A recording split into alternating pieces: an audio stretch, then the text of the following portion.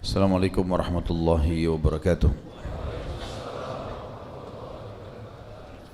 Alhamdulillah, tidak henti-hentinya kita ucapkan kalimat yang selalu kita butuhkan.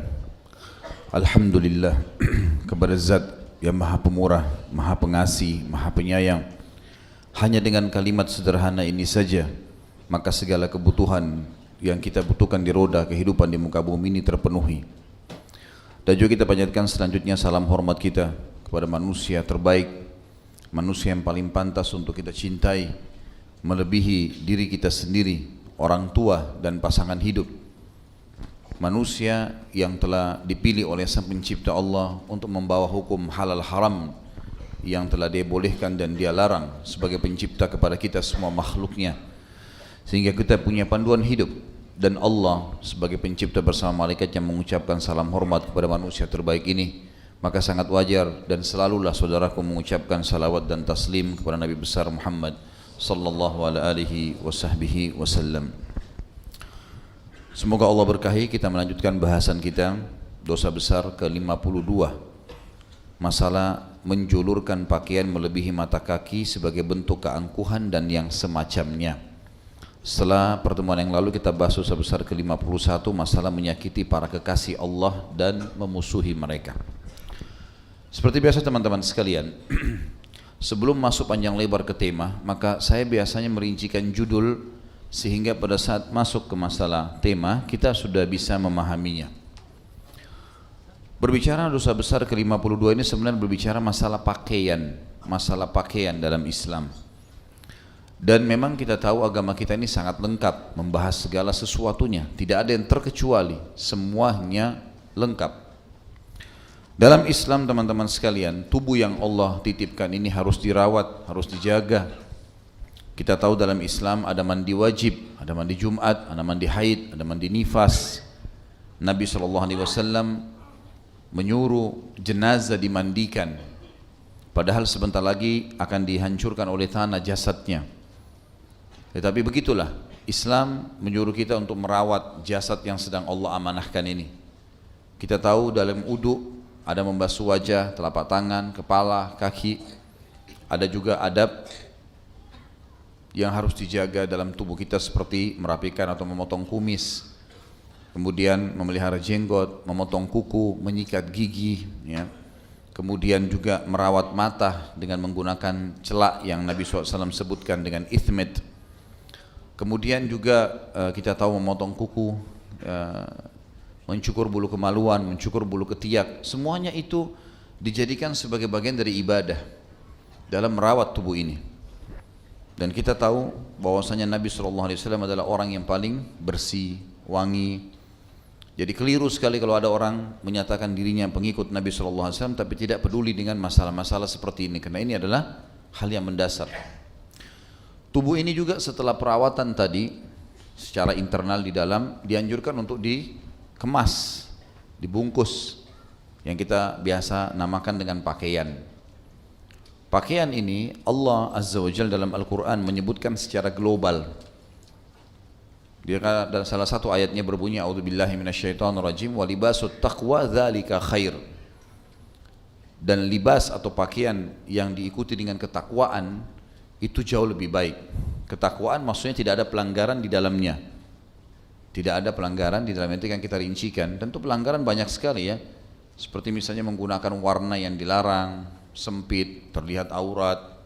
Ya. Kemudian juga diantaranya bahasan malam kita malam ini masalah menutup mata kaki bagi kaum laki-laki.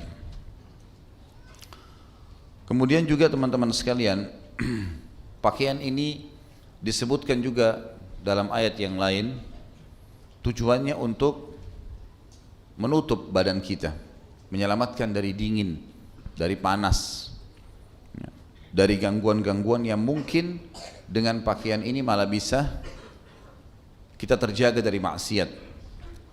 Sebagaimana kita tahu kalau terbuka bagian dari tubuh kita maka akan lebih mempermudah orang lain menggoda atau kita tergoda.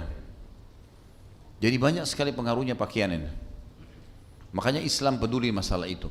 Bahkan Nabi SAW memilih kain baju beliau yang dijahit, yang dibuat baju adalah kain katun dari negeri Yaman.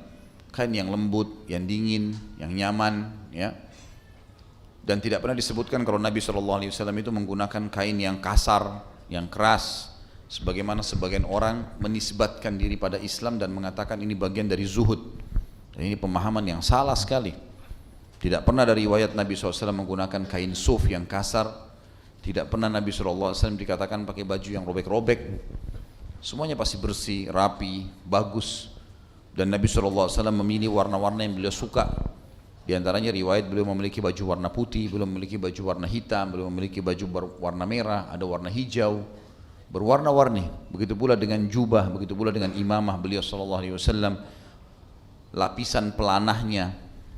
Bahkan disebutkan dalam perang Khaybar, Jibril datang dalam bentuk sahabat Nabi Dihyal Kalbi, dan di atas pelana kudanya ada beludru berwarna biru yang ditunggangi oleh Jibril AS dalam kuda atau di atas kudanya. Jadi memang warna-warna. Dan kita tahu juga dalam janji Allah berhubungan dengan masalah surga, pakaian di surga disebutkan segala macam tuh jenis-jenis pakaiannya. Pakaian mereka dari sutra, pakaian mereka dari sutra yang tebal, sutra yang tipis, ya, itu semuanya berarti memang Islam peduli dengan poin ini. Makanya kita juga harus peduli, teman-teman sekalian. Jangan pernah kelihatan kumuh, jangan menggunakan baju-baju yang sudah tidak layak untuk dipakai. Tentu kecuali kalau orang itu tidak mampu, ya. Tapi kalau dalam kondisi kita mampu tidak boleh. Jangan membiarkan bau badan ada. Rawat tubuh itu sehingga memang terlihat Islam di dalam diri kita. Ada sebagian orang subhanallah tidak peduli masalah ini. Ngomong sama orang lain, kalau kita di sebelahnya mungkin kita bisa pingsan karena baunya, ya. Bau mulut, kalau ngomong tidak enak. Dekat sedikit dengan badannya, bau ketiaknya nggak enak. Salaman sama dia, tangannya bekas beringus, digosok-gosok salam. Kotor sekali. Kenapa harus kotor ini? Ya. Kita lihat tunggangan dia, tundaraannya, sendalnya, apalah. Tidak ada kelihatan di situ bekas nikmatnya Allah. Kenapa, teman-teman sekalian? Peduli dengan kebersihan, peduli dengan kerapian, penting dalam Islam. Dan kalau diniatkan ibadah jadi ibadah, kalau diniatkan kena perintah agama, ibadah itu. Ibadah. Ada beberapa adab-adab yang dikumpulkan oleh Syekh Abdul Hamid bin Abdurrahman As-Suhaibani. Beliau merangkum, kurang lebih ini dirangkumkan. Beliau mengatakan beberapa adab-adab dalam pakaian harus diperhatikan tentunya. Seperti bagi laki-laki tidak boleh menggunakan sutra dan juga emas karena digabung ke dalam emas. Semua jenis sutra dijauhi oleh seorang muslim laki-laki. Ini ada hikmah-hikmah, diantaranya ulama mengatakan kulit laki-laki tidak sejalan atau tidak bisa ketemu dengan sutra karena sutra terlalu lembut, ya, itu tidak ketemu dengan kulit dia. Sebagaimana juga emas, maka akan mendatangkan alergi, akan mengubah karakter dia, dan banyak hal yang disebutkan oleh para ulama. Beda dengan kaum wanita, memang dasarnya sesuai dengan kulit mereka. Laki-laki ditugaskan oleh Allah untuk mengantar jenazah, jihad, cari nafkah di luar rumah. Sudah disiapkan kulit kita ini untuk hadapin matahari, cuaca yang ekstrim, dingin, panas, segala macam, ini sudah biasa. Beda dengan perempuan. Maka tentu jenis pakaiannya pun berbeda. Jenis pakaian pun memang dasarnya berbeda. Sutranya tidak dibolehkan karena memang Nabi SAW pernah mengatakan dalam hadis Abu Daud dengan sanad Hasan dan Ruwan Nasai meriwayatkan, dan Ibnu Hibban juga menyebutkan dan mensahihkan hadis ini. Beliau mengangkat SAW di tangan kanannya emas dan di tangan kirinya sutra, lalu beliau mengatakan inna hadzaini haramun ala dzukuri ummati, kedua benda ini diharamkan untuk untuk laki-laki dari umatku. Kemudian juga poin kedua saya langkahi di sini, adab yang beliau sebutkan adalah tidak boleh isbal. Ini akan menjadi kita bahasan nanti insyaallah. Tapi beliau mengatakan tidak boleh laki-laki memanjangkan celana panjangnya menutupi mata kakinya, ataupun jubah yang diulurkan dari atas dan bukan dari bawah. Itu hadisnya akan kita sebutkan nantinya, tentu ada hadis Bukhari. Semua yang di bawah mata kaki maka tempatnya di neraka. Yang punya HP tolong di silent dulu, ya. Di silent dulu supaya tidak ganggu kekhusyuan kita. Kemudian bagi wanita sebaliknya, kalau laki-laki kita tidak boleh tutup mata kaki, kalau perempuan malah dianjurkan menutup mata kakinya. Juga menutup seluruh anggota tubuhnya kecuali muka dan telapak tangannya, dan itu disebutkan oleh Allah SWT dalam surah Al-Ahzab, Surah nomor 33 ayat 59. A'udzubillahi minasyaitonirrajim. Ya ayuhan nabiyyu qul li azwajika wa banatika wa nisa'il mu'minina yudnina 'alaihinna min jalabibihin. Dzalika adna an yu'rafna fala yu'dzain wa kana Allahu ghafurur rahima. Hai Nabi, katakanlah kepada istri-istrimu, anak-anak perempuanmu dan istri-istri orang mukmin, hendaklah mereka mengulurkan jilbab mereka ke seluruh tubuh mereka, dari kepala sampai ke kakinya. Yang demikian itu supaya mereka lebih mudah untuk dikenal, maksudnya orang tahu ini muslimah. Karena itu mereka tidak diganggu, dan Allah Maha Pengampun lagi Maha Penyayang. Juga selanjutnya yang keempat yang disebutkan oleh Syekh di sini adalah seorang muslim tidak dibenarkan menutup kain ke seluruh tubuhnya dan tidak menyisakan tempat keluar untuk kedua tangannya, atau mungkin selimut yang dililit untuk seluruh tubuhnya. Seperti itulah kurang lebih. Karena Rasulullah SAW melarang menggunakan sandal dengan satu kaki, ya, atau menggunakan sandal yang menggunakan sandal satu kaki. Dia boleh pakai dua-duanya atau dia lepaskan dua-duanya. Sebagian ulama mengatakan ini termasuk adab dalam pakaian, walaupun itu adalah sandal, karena sandal biasanya ya bergabung atau pelengkap dari pakaian, karena tidak mungkin ada orang telanjang lalu pakai sandal kan gitu. Tapi umumnya orang pakai sandal kalau sudah berpakaian, dia pelengkapnya, sepatu sandal pelengkap dari pakaian, maka dia masuk dalam adabnya. Kata Nabi SAW dalam hadis Bukhari Muslim, janganlah salah seorang di antara kalian berjalan dengan satu sandal saja, namun hendaknya memakai keduanya atau melepaskannya sama sekali. Termasuk juga di sini adalah pakaian. Jadi dia tidak boleh mengeluarkan tangan kanannya saja lalu tangan kirinya tidak misalnya. Ya, karena ini pernah saya lihat di salah satu majalah, tidak sengaja saya buka waktu lagi di penerbangan, tertulis itu model pakaian terbaru. Ya. Tapi di situ memang ditulis, memang judulnya itu model pakaian yang tidak sempurna. Jadi diperlihatkan ada satu laki-laki seperti orang Jepang gitu ya. Itu bajunya ada dia masukkan tapi tangannya enggak keluar dua-duanya di dalam. Atau satu dibuat lubang tangannya bisa keluar, yang satu enggak. Dianggap itu modern. Allahu alamin. Dari mana modernnya gitu. Kemudian dilarang juga yang kelima, laki-laki menggunakan busana muslimah, perempuan, dan perempuan tidak boleh menggunakan busana laki-laki. Walaupun bercanda, walaupun mencontohi, walaupun meminjam. Mungkin teman-teman bilang, saya nggak mungkin pakailah baju perempuan, misalnya ikhwar sini atau laki-laki, atau ibu-ibu di belakang mengatakan tidak mungkin saya pakai baju laki-laki. Tapi banyak orang gunakan pakaian baju pasangannya. Misal karena buru-buru mau ke dapur, lalu si istri memakai kemeja suaminya.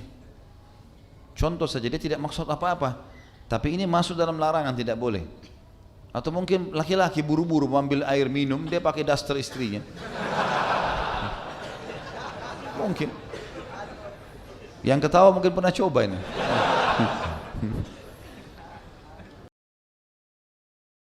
Karena Rasulullah SAW bersabda di dalam hadis yang sahih riwayat Bukhari, Allah melaknat laki-laki yang menyerupai wanita dan wanita yang menyerupai laki-laki. Menyerupai dalam segala hal, gerak-gerik jalan, cara ngomong, ya, apalah, walaupun dia bercanda ini nggak boleh semuanya. Allah melaknat artinya mengangkat berkah hidupnya, diantaranya menggunakan pakaiannya.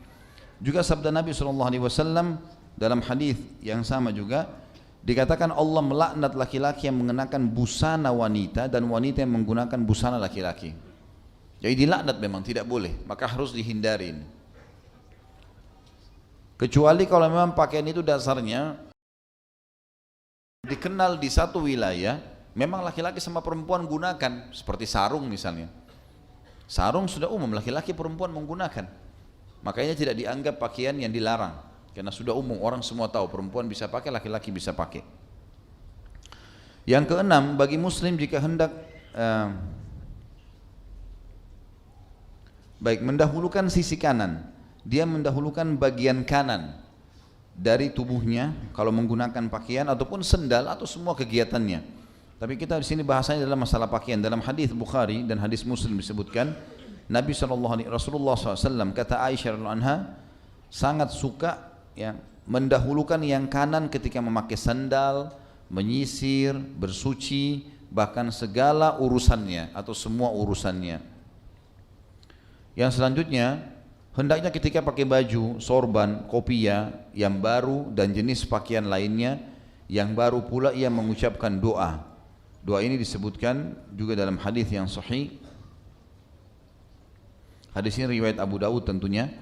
Yang kata Nabi SAW kurang lebih artinya, maaf, doanya begini, Allahumma lakal hamdu anta kasautanihi as'aluka min khairihi wa khairi ma suni'a lahu wa a'udzubika min syarrihi wa syarri ma suni'a lahu. Ya Allah, hanya bagimulah segala pujian, engkau yang telah memberikanku pakaian ini. Aku memohon kepadamu untuk memperoleh kebaikan dan kebaikan dari tujuan dibuatnya pakaian ini. Dan aku berlindung kepadamu dari keburukan dan keburukan yang dari tujuan dibuatnya pakaian ini. Tentu juga ada tambahan-tambahan yang lain teman-teman sekalian, ini cuma sebagian yang dirangkumkan. Di antaranya adalah seseorang harus menghindari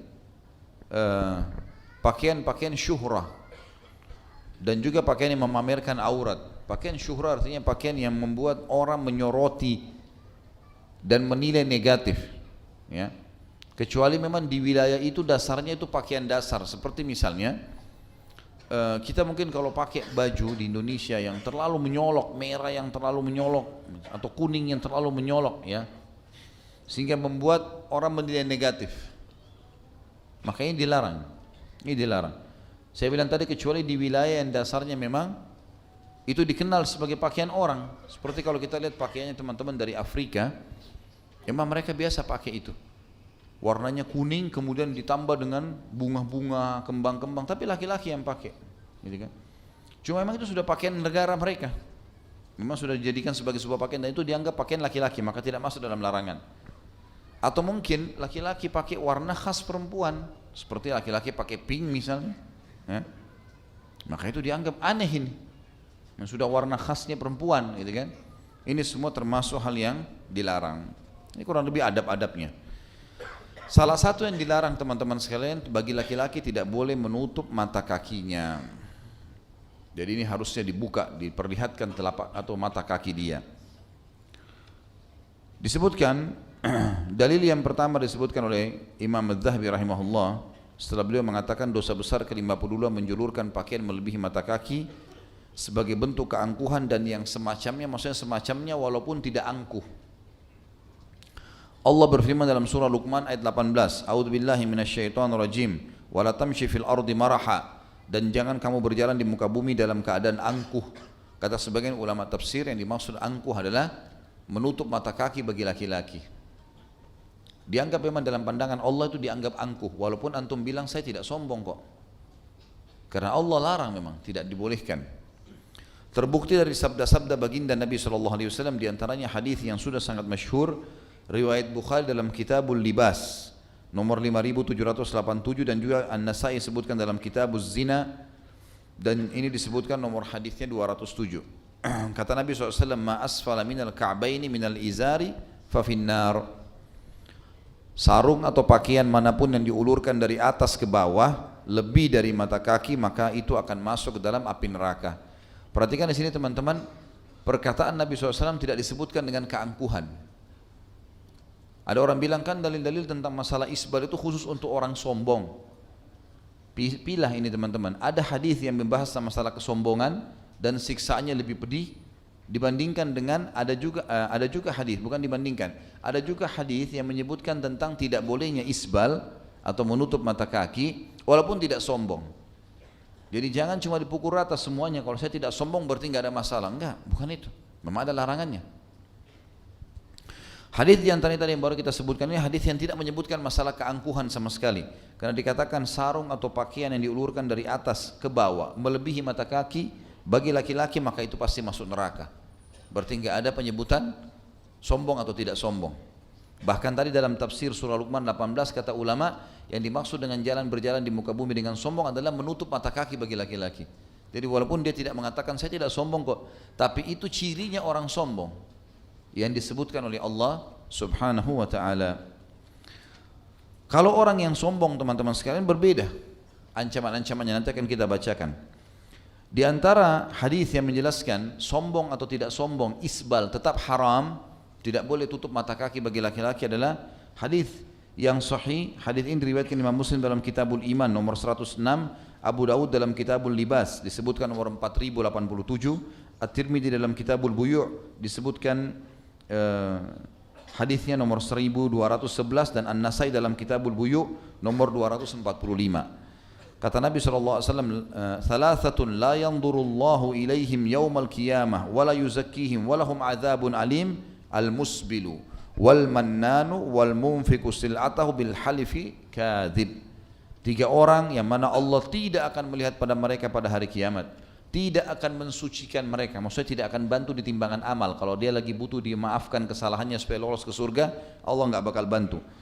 Dan juga mereka akan mendapatkan azab yang pedih. Jadi 3 ancaman. Allah tidak akan lihat sama sekali, Allah juga tidak akan bantu mereka disucikan di timbangan amal, juga Allah akan siapkan azab yang pedih. Yang pertama disebutkan al-musbil, orang yang menjulurkan kainnya di bawah mata kaki, dan tidak ada kata-kata sombong. Tidak ada penyebutan sombong di sini. Dia sudah ancaman jelas. Kemudian yang kedua adalah mannan, orang yang sibuk menyebutkan kebaikan-kebaikannya. Orang yang sibuk mengingatkan kebaikannya. Ini ada bahasan sebenarnya, masalah mannan teman-teman sekalian, yang tidak boleh kalau tidak ada sebab, antum tidak ada hubungannya sama sekali, tidak ada jasa yang memang Allah berikan itu kewajiban, seperti misal orang tua pada anak, itu enggak masuk dalam mannan ya. Jadi kalau orang tua kita bilang, nak kan ayah sama ibu sudah besarin kamu, ini bukan mannan, ini haknya dia menyebutkan itu, supaya menyadarkan kita kalau kita harus bakti, itu boleh. Tapi enggak boleh kita balik, anak bilang, ayah saya kan sudah biayai ayah 10 tahun, enggak boleh. Ini mannan di sini. Tapi kalau orang tua kepada anak enggak masuk. Masuk dalamnya ini adalah suami kepada istri, ini enggak masuk mannan. Tapi kalau memang dia mau ingatkan istrinya, karena dia memang penaungnya, dia bilang, kenapa misalnya mau cerai? Bukankah sudah saya penuhi semuanya? Saya sudah siapkan kendaraan, saya sudah siapkan ini, saya sudah siapkan itu, kan sudah ada. Dia menyebutkan ini untuk menyadarkan istrinya kalau jangan sampai kau kufur nikmat. Ini enggak apa-apa. Ini bukan mannan, kan gitu. Bukan mannan gitu. Tapi dia boleh dibalik, sama kasus anak tadi, nggak boleh istri bilang sama suaminya gitu kan, saya kan sudah layani kamu 10 tahun gitu kan, maka harusnya begini dan begitu. Ini nggak boleh dibalik, sama kasus orang tua dengan anak, hukum syar'inya begitu. Kemudian yang ketiga teman-teman adalah orang yang ketiga yang akan disiksa oleh Allah ini adalah orang yang bersumpah palsu demi untuk melakukan barang dagangannya. Tapi saksi bahasan kita di sini tidak disebutkan tentang masalah kesombongan dia. Bukti yang lain kalau isbal itu menutup mata kaki teman-teman sekalian masuk di dalam kesombongan walaupun dia tidak sombong adalah riwayat Nabi SAW. Kita dengarkan hadisnya. Hadis ini diriwayatkan oleh Tirmidzi. Ini tentunya diriwayatkan oleh diriwayatkan oleh Abu Daud dalam Kitabul Libas. Nomornya 4084. Jadi ini bisa dicek nanti tentunya kalau untuk mau memastikan kembali. Kemudian juga hadis ini cukup panjang dan Tirmidzi menyebutkan juga ini di dalam kitab Al-Isti'dzan nomor 2722 dan 2723. Di mana Jabir bin Salim berkata radhiyallahu anhu, Rasulullah SAW telah bersabda kepadaku, jauhi olehmu perbuatan memanjangkan mata kaki sampai jauhi olehmu memanjangkan pakaian sampai melebihi mata kaki atau menutupi mata kaki, karena itu bagian dari keangkuhan. Perhatikan apa tadi yang saya bilang, kalau walaupun dia tidak sombong, sebenarnya menutup mata kaki dengan celana atau sarung atau thawb ya, gamis, itu sudah masuk dalam itu ciri kesombongan walaupun dia tidak sombong di sini. Ini sekaligus kita menegaskan tentang banyaknya orang yang mengatakan tidak, kalau tidak sombong nggak masalah kok. Padahal menutup itu di mata Allah dan Rasulnya adalah kesombongan. Perhatikan kata Nabi SAW kepada Jabir bin Salim, jauhi, jangan sampai kamu lakukan perbuatan memanjangkan pakaian melebihi mata kaki, karena itu termasuk keangkuhan dan sesungguhnya Allah tidak suka dengan orang-orang yang angkuh. Jelas sekali ya, berarti dalilnya menggambarkan kepada kita tentang tidak bolehnya sama sekali menarik pakaian tersebut ya, menutupi mata kaki bagi laki-laki walaupun ya dia tidak sombong. Yang dia bilang tidak sombong dalam dunia, tapi itu bagian daripada ciri orang sombong ya. Dan semua yang Allah murkahi, Allah larang, seperti sifat sombong ya, khianat, apa saja.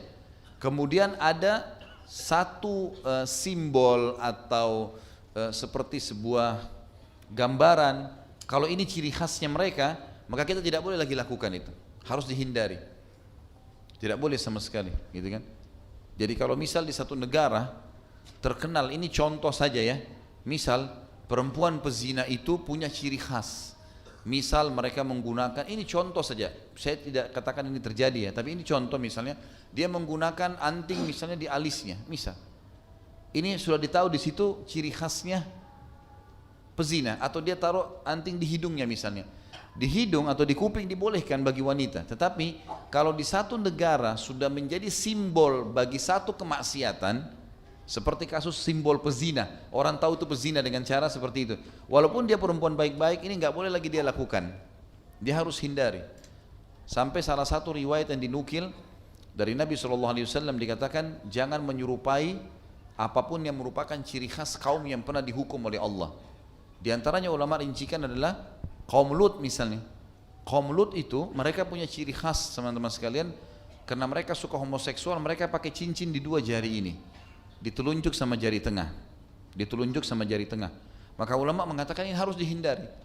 Walaupun kaum Lut sudah dihancurkan, karena merupakan ciri khasnya mereka itu. Dan Nabi SAW contohkan menggunakan di jari kelingking, misalnya cincinnya. Maka dihindari dua jari ini. Ini contoh saja ya. Maka kalau sudah menjadi ciri khas nggak boleh sama sekali. Ini contoh. Nah, sekarang saya tidak sombong, walaupun saya pakai celana di bawah mata kaki saya. Cuman itu dalam pandangan syariat sudah bagian dari kesombongan. Orang sombong memang sudah akan begitu cirinya. Makanya disuruh tinggalkan. Jelas amin? Nah. Sekarang kita masuk ke dalil yang melarang dengan kesombongan. Lebih tegas lagi nih. Kalau tadi tanpa sombong pun sudah masuk dalam ciri-cirinya orang sombong. Bagaimana kalau dasarnya dia ikuti dengan kesombongan? Dia merasa bahwasanya dia lebih dari orang lain, kan gitu. Ikhwan merapat tolong, yang di belakang silakan merapat supaya yang lain bisa dapat tempat. Masih bisa maju-maju. Kata Nabi SAW, kita lihat masalah dalil isbal, tutup mata kaki bagi laki-laki, diikuti dengan kesombongan. Kalau tadi tidak sombong pun dilarang. Sekarang kalau ikut kesombongan, perhatikan kata Nabi SAW di dalam hadis riwayat Bukhari dalam Kitabul Libas nomor 5788. Tentu bagi teman-teman yang pegang buku ini, dalilnya saya susun ya. Jadi tadi kita membahas, saya pilih dalil-dalil dari buku kita ini yang memang berbicara masalah tidak sombong. Sekarang kita kembali menyusun lagi dalilnya yang sudah ada di buku Imam Az-Zahabi ini rahimahullah, yang ada kesombongannya. Di antaranya disebutkan masih di halaman 144 kalau yang pegang buku, yang Nabi SAW mengatakan, la yandurullahu ila man jarra izarahu batara. Allah tidak akan pernah melihat di dunia dan di akhirat, Allah tidak akan peduli dengan orang itu, orang yang menjulurkan kainnya melebihi mata kaki dalam keadaan sombong. Berarti di sini ada masalah kesombongan. Ini hukumannya berbeda, plus ekstra. Ya, tidak sombong pun tadi sudah dapat dosa, sombong berarti ada double di sini. Kemudian dalam hadis yang lain, hadis muttafaqun alaih riwayat Bukhari Muslim, Imam Bukhari dalam Kitabul Libas menyebutkannya nomor 5789 dan Imam Muslim dalam Kitabul Libas nomor 2088. Kata Nabi SAW, bainama rajulun yamshi fi hullatin tu'jibuhu nafsuh murajjil ra'sahu yakhtalu fi mishyatihi idh khasafa Allahu bihi al-ard fahuwa yatajaljalu fiha ila yaumil qiyamah. Ketika seseorang laki-laki berjalan dengan memakai pakaian yang membuatnya ujub, bangga diri karena dianggap baju bagus, baju baru dan seterusnya, dengan kepala yang rambutnya gondrong, maksudnya rambutnya ini banyak dan tidak, dia jalan untuk menunjukkan kesombongan. Gondrong tidak dilarang ya, karena Nabi SAW biasa membiarkan sampai di pundaknya. Artinya ada rambut yang dibolehkan di sini kalau dipanjangkan. Beberapa sahabat juga memanjangkannya. Tetapi yang dimaksud adalah memang sengaja dia mau menunjukkan kesombongannya. Dikatakan dan angkuh ketika berjalan, tiba-tiba Allah menenggelamkannya ke dalam tanah dan dia terus meronta-ronta di dalam tanah sampai hari kiamat. Ulama hadis berselisih pendapat di sini. Apakah orang ini orang terdahulu sebelum kita dari Bani Israel atau terjadi pada umat Muhammad SAW? Khilaf di antara mereka. Ada yang mengatakan ini adalah Bani Israel yang memang tadinya jalan sombong, dia tutup mata kakinya dengan pakaiannya, kemudian dia sengaja menunjukkan kesombongannya di rambutnya, di pakaiannya, lalu kemudian dia jalan, Allah tenggelamkan dan dia meronta sampai hari kiamat. Memang Allah SWT siksa dia dengan cara itu. Pendapat yang kedua mengatakan ini terjadi pada umat Muhammad SAW dan terjadi pada siapapun yang melakukan perbuatan ini sengaja jalan dengan sombong, menghina orang lain dengan pakaiannya, dengan rambutnya, maka bukan mustahil Allah tenggelamkan ke dalam tanah dan dia akan meronta dengan siksaan sampai hari kiamat di dalam tanah itu. Hadis yang lain teman-teman sekalian, yang ketiga berhubungan dengan masalah larangan isbal diikuti dengan rasa sombong, adalah hadis riwayat Abu Daud dan Nasai dan isnadnya sahih. Abu Daud sebutkan dalam Kitabul Libas nomor 4085, An-Nasai sebutkan dalam Kitabuz Zina nomor 206. Kata Nabi SAW, al-isbalu fil izari wal qamisi wal imamah man jarra minha syai'an khuyala lam yandurillahu ilaihi yaumal qiyamah. Isbal itu bisa terjadi pada sarung, baju dan surban. Tentu sarung masuk dalamnya celana sekarang. Maka barang siapa yang menjulurkannya melebihi mata kaki dalam keadaan sombong, ada tambahan masalah sombongnya, niscaya Allah tidak akan melihat kepadanya pada hari kiamat. Ya, Allah tidak akan peduli. Saya pernah jelaskan teman-teman, kalau misalnya antum bertanya, apa sih masalahnya kalau tidak dilihat sama Allah? Saya pernah kasih gambaran, bayangkan kalau kita bertamu di rumah orang, diundang iya, seperti kita hari kiamat datang, dibangkitkan sama Allah. Tapi begitu masuk ke dalam rumah orang tersebut, semua tamu disapa kecuali kita. Semua dipersilakan makan, dipersilakan minum, ditegur, siapa lewat depan kita enggak ditegur sama sekali. Kita risih sendiri. Gambarannya, gitu kan? Allah SWT sangat dibutuhkan pada hari kiamat karena Dia Maha Pengampun. Dia bisa masukkan ke dalam surga atau lempar ke dalam api neraka, pencipta. Maka kalau Allah tidak lihat, bagaimana keadaannya itu? Akan sangat rumit gitu. Ini ancamannya. Kemudian hadis yang lain diriwayatkan oleh Abu Hurairah radhiyallahu anhu, dan ini hadis disebutkan oleh Abu Daud dalam Kitabul Libas nomor 4086, dan ini sahih menurut syarat Imam Muslim. Kata Abu Hurairah radhiyallahu anhu, beliau berkata, "Bainama rajulun yusalli musbilan izarahu qala lahu Rasulullah sallallahu alaihi wasallam idhhab fatawadda." Fadhahaba fatawadda, thumma jaa faqala idhhab fatawadda. فقال له رجل يا رسول الله ما لك أمرته أن يتوضأ ثم سكت عنه قال إنه كان يصلي وهو مسبل إزاره وإن الله لا يقبل صلاة رجل مسبل. Kata Abu Hurairah anhu, ketika seseorang sedang sholat di hadapan Nabi SAW dan orang itu isbal, mata kakinya tertutup pada saat dia sholat, maka Rasulullah SAW bersabda kepadanya, pergilah. Disuruh batalin sholatnya, wuduklah. Maka orang itu pun pergi lalu berwuduk. Lalu kemudian dia datang, maka Nabi SAW berkata lagi, maksudnya dia datang sini, dia sholat lagi. Nabi mengatakan lagi, pergilah, suruh batalin, wuduklah. Disuruh wuduk kembali, yang kedua kali. Orang itu pun pergi lalu berwuduk. Lalu kemudian seseorang berkata kepada Nabi SAW, ya Rasulullah, kenapa anda memerintahkannya untuk berwuduk berulang kali, lalu anda diam terhadapnya, tidak dijelaskan apa masalahnya? Beliau menjawab, hal itu karena dia sholat dengan memakai sarung yang isbal, dan sesungguhnya Allah tidak menerima sholat seorang laki-laki yang pakaiannya isbal. Jadi larangan di sini, artinya sholatnya bisa tidak sah. Ini tentu dikatakan oleh Imam Az-Zahabi, salah satu perawi hadis yang salah satu ulama yang mempelajari ilmu hadis, yang beliau mengatakan hadis ini riwayat Abu Daud dan disahihkan sesuai dengan syarat Imam Muslim. Menurut beliau, ada ulama hadis yang menanggapi lagi ini, Allahu a'lam. Kemudian hadis selanjutnya tentang masalah juga sombong dalam isbal, ini adalah hadis riwayat Bukhari, diriwayatkan Bukhari dalam Kitabul Libas nomornya 5791 dan 5784, dua kali Imam Bukhari sebutkan. Kata Nabi SAW, man jarra thawbahu khuyala la yandurullahu ilaihi yawmal qiyamah. Faqala Abu Bakar radhiyallahu anhu, ya Rasulullah, inna izari yastarkhi illa an ata'ahada. Faqala innaka lasta mimman yaf'aluhu khuyala. Barang siapa yang menjulurkan sarungnya melebihi mata kakinya dalam keadaan angkuh, maka Allah tidak akan melihat kepadanya pada hari kiamat. Maka Abu Bakar berkata radhiyallahu anhu, ya Rasulullah, sungguhnya kain sarungku sering melorot, kecuali aku terus menjaganya dengan cara membetulkannya. Maka beliau bersabda kepadanya, sesungguhnya kamu tidak termasuk orang-orang yang melakukannya dengan angkuh. Perhatikan teman-teman, ada sebagian orang saya dengar mereka mengatakan riwayat ini, riwayat Abu Bakar yang Nabi mengatakan kau bukan orang yang sombong, berarti boleh orang pakai tutup mata kaki yang penting tidak sombong. Ini orang tidak jeli membaca hadis. Perhatikan di sini. Saya ulangi lagi, kata Nabi SAW, barang siapa yang menjulurkan sarungnya atau celananya melebihi mata kakinya dalam keadaan angku, maka Allah tidak akan melihat padanya hari kiamat. Itu ancaman Nabi SAW. Perhatikan apa kata Abu Bakar, wahai Rasulullah, sesungguhnya kain sarungku sering melorot, kecuali jika aku menjaganya. Artinya Abu Bakar tidak isbal, ya kan?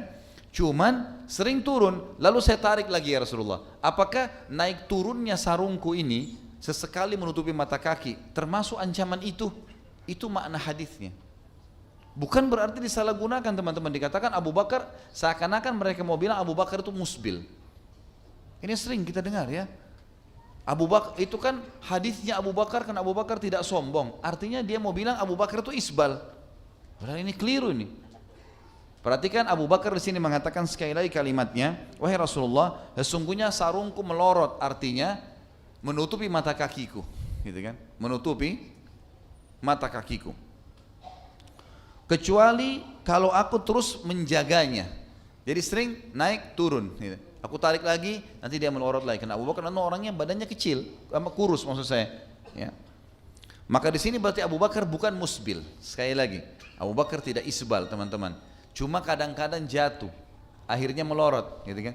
Kayak kita biasa mungkin celananya kebesaran, lalu dia pakai ikat pinggang, kemudian melorot, lalu dia tarik sama dia ke atas. Nah ini tidak masuk dalam isbal ini.